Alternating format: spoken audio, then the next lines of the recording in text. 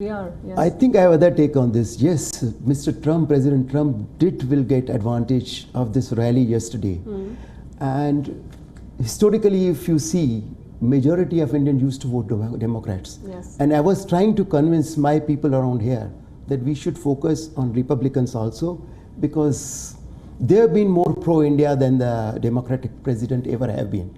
So President Trump will definitely have advantage in coming election.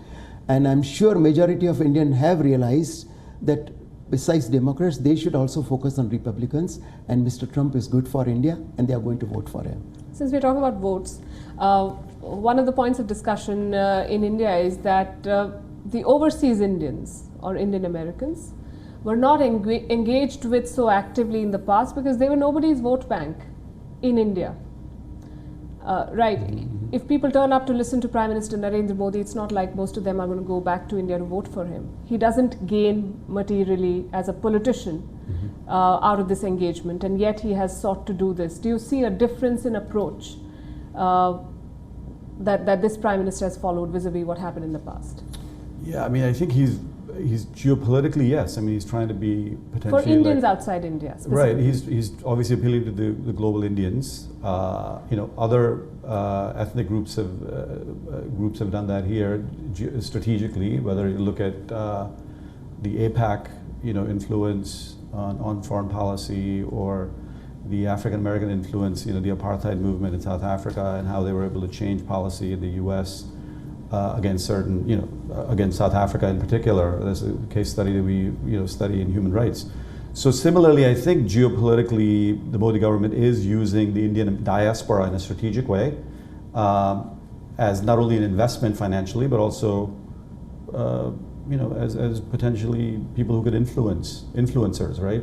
The CEOs of major companies are Indian Americans, right. Tech companies. That doesn't happen just by chance. So those guys have strong influence in the White House and on Wall Street. Right. Let me quote again from what I read in the papers. They said that Indian Americans see Modi's leadership as decisive leadership. Yesterday he said that India is pushing towards comprehensive change. We are not into incremental change anymore. We are going to think of something and go ahead and try and do that. The second thing that these papers pointed out was that Modi is seen as a leader who has burnished India's image on the global stage. Is that an assessment you agree with? Absolutely. But let me come back to you about NRI's and OCI's participation in Indian election. They do play an important role, and I've been personally doing it. Since last 4 elections, I've been visiting India every time there is an election, and people who don't visit India, overseas citizen of India, NRI, they make sure they make telephone calls to Indians to vote for BJP and whatever. So they are playing very important role in Indian election. Right, right. The other fallout has been remittances, which is seen as direct foreign direct investment and remittances. India has eased those norms. In 2015, the government decided to treat NRIs and OCI holders' investment as domestic investment and not FDI. And in 2017, Diaspora from the United States alone sent $6 million worth of remittances, and this is multiplied. How can remittances, you believe, boost India's growth and then consequently overseas Indians become part of India's growth story? So I think that's already happening, right? I mean, in the last 2 decades, since India's been liberalizing, the global population has been contributing not only through IP, but also through companies, and being the back office in many ways for the tech companies and manufacturing companies in the US.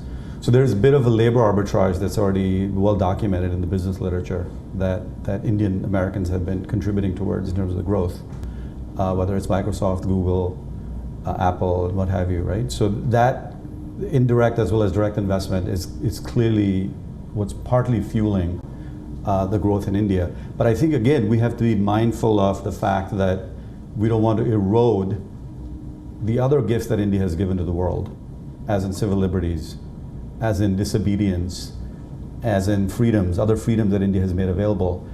And there's a long history of that. So while we're heading towards, it seems, towards a majoritarian rule, I have to voice this because I will hear about it from my family members and other colleagues if I don't voice this, right? The fact that you are voicing Yes, it on absolutely. an Indian channel. Yeah, should and that be is not to proof say enough. that I'm pointing fingers at anybody. No, I'm absolutely, I understand. I'm just There making- is- there is Palki ji, room one for sec, I'll all just points. interject. Yeah. I don't know from where he's getting this majoritarian rule and all. I mean, No, this has come been on. documented. Let us accept the fact that India, Yes, we yes. are 90% Hindus.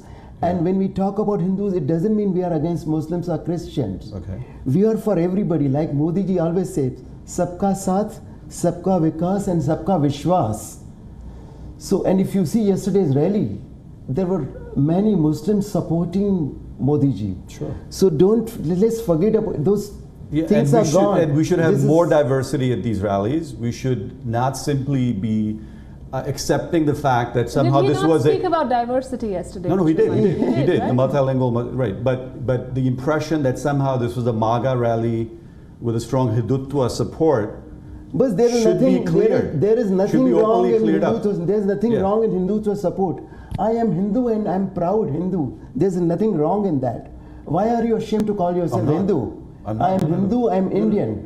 I'm not ashamed at all. I'm And just Modi ji is not against Hindu. And Yeah. he's not only for Hindus.